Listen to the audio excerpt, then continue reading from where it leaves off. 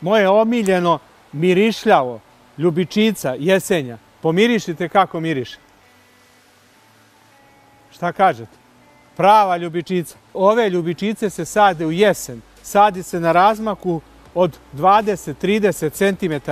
Ove sa manjim cvetom imaju mnogo više cvetova i mirišu. Takođe i ove sa velikim cvetom su mirisne i njih sadite na rastojanju 20 cm. Birate dobru zemlju, prihranite i nemojte se plašiti zime. Znači ona od sad biće u cvetu, kad padne sneg, pokrije, možda tog trenutka nema cvetanja, ali čim krene proleće, prve će vas obradovati ljubičice.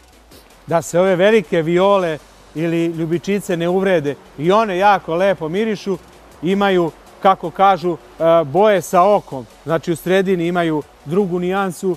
Ono što želim da kažem, kad sadite ove veće, krupnocvetne viole, trudite se da veći broj biljaka bude u grupi, mnogo je upadljivije. Evo sad vidite ovu gajbicu što su podigli da je jedna boja, a kad bi bile sve šarene, prosto oko to slabije vidi. Znači grupišite boje, tako će biti upadljivije. I za vas koji imate terase, nemojte biti razočarani, postoje i padajuće ljubičice. Sade se u žardinjere ili saksije, onako prepadaju preko i u jednoj saksiji sadite dve biljke iste boje.